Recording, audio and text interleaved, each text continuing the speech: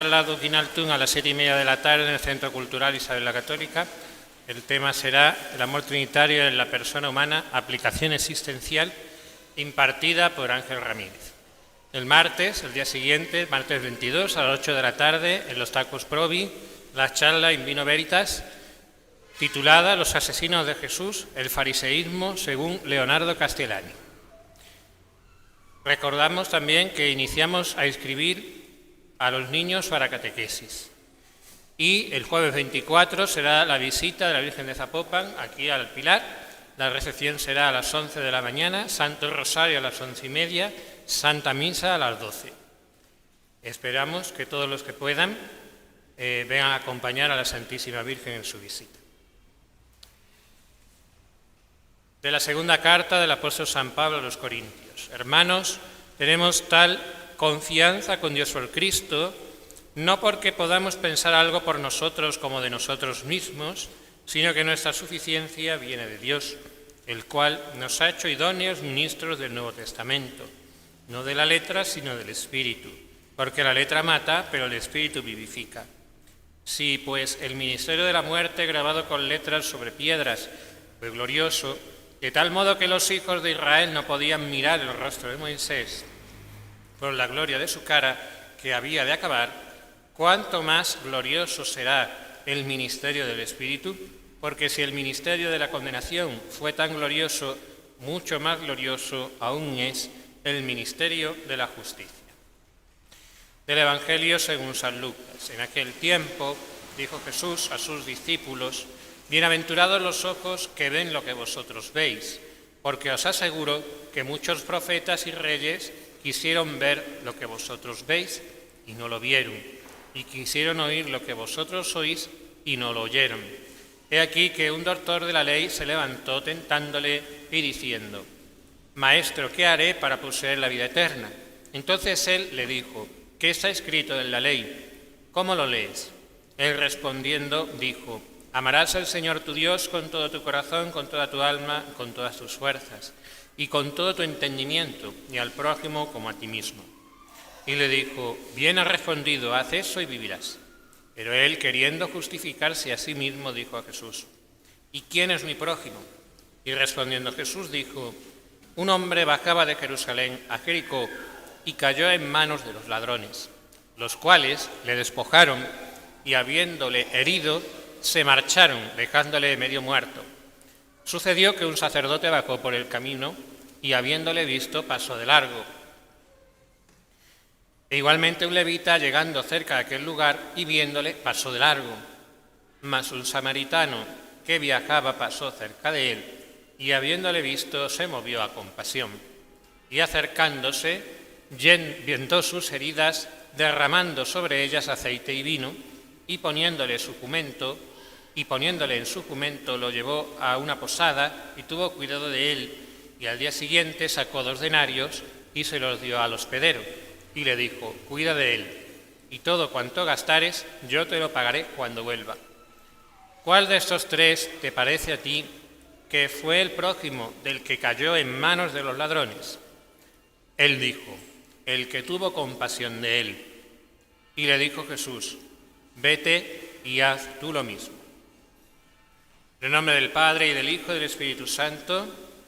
Ave María Purísima.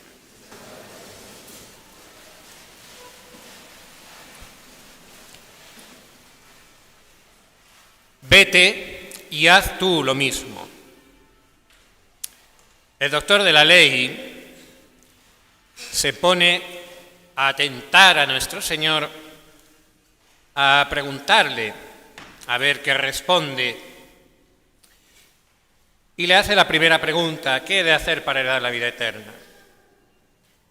Y el Señor se limita a remitir a la ley, a la Sagrada Escritura, para que se responda a sí mismo. Y el doctor de la ley así lo hace. Es decir, amarás al Señor tu Dios con todo tu corazón, con toda tu alma, etc., y al prójimo como a ti mismo. Bien. Pero, llegado a ese punto, el doctor de la ley va más allá y da una vuelta de tuerca más al Señor. y le pregunta quién es mi prójimo, o que es lo mismo, a quién tengo yo obligación de amar. Y entonces hay que caer en la cuenta de por qué pregunta esto. Porque el concepto de prójimo en las escuelas de interpretación de la ley, las escuelas rabínicas, decían que el prójimo fundamentalmente eran los miembros del pueblo de Israel. Es decir, el pueblo de Israel constituía una comunidad que era solidaria entre los que eran miembros de ella, de tal manera que cada uno es responsable de los demás. Y cada uno está sostenido por el conjunto. Por eso, el prójimo, en principio, serían los propios judíos. Los extranjeros, pues, es verdad que la Sagrada Escritura también habla del respeto al extranjero en el Antiguo Testamento. Y también se entendía como prójimo a ese extranjero que se afincaba dentro del pueblo de Israel. Pero, fuera de esa gente, la interpretación habitual era que eso era el prójimo, fundamentalmente los miembros del pueblo de Israel. Desde luego los samaritanos no, porque eran enemigos de los judíos. Era ¿cómo puedo decir?, una secta herética del judaísmo. No iban al templo de Jerusalén a hacer sus sacrificios, sino que iban a su propio templo. Y además se odiaban mutuamente hasta el punto de que unos 20 años o así antes de que ocurriera esta escena del Evangelio, más o menos el año 6, 7, 8, 9 después de Cristo, consta que unos samaritanos en los días de Pascua fueron al templo de Jerusalén a echar huesos humanos por la plaza del templo para hacerlo impuro. Es decir, una afrenta gravísima. Y también esa enemistad se ve en la escena que es narrada un poco antes en el Evangelio del buen samaritano, en la cual el Señor va con sus discípulos camino a Jerusalén y manda a sus discípulos a una aldea de samaritanos, y los samaritanos, al ver que iban a Jerusalén, es decir, viendo que eran judíos, no quisieron recibirles, les echaron. Y eso nos da pistas de por qué el samaritano es el bueno de la parábola, por así decir. De tal manera que el sacerdote y el levita pasan de largo, y en cambio aquellos que deberían ser el prójimo no actuaron como tal, y aquel que no era prójimo, porque era samaritano, se hace prójimo a sí mismo al ver ese hombre herido y despojado, dice el Evangelio, conmoviéndosele las entrañas, que es el sentido propiamente de las palabras del original.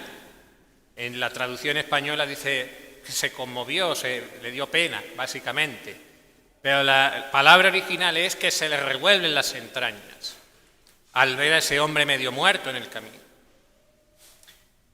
Y se conmueve, se compadece y se hace prójimo de tal manera que hace incluso hasta lo que no está obligado a hacer. Le vierte el vino, el aceite, le paga la estancia en la posada, todo lo que podía hacer. Entonces, ¿qué es lo que está haciendo el Señor aquí? Está invirtiendo la pregunta que le ha hecho el doctor de la ley. El doctor de la ley le pregunta: ¿quién es mi prójimo? Y el Señor, con esta parábola, da a entender: no es tanto quién es mi prójimo, si este o el de allá o el de más allá es prójimo mío, ¿no? Sino que yo me tengo que hacer prójimo de los demás. Soy yo el que me hago cercano y me preocupo de atender las miserias ajenas. Y el que se tiene que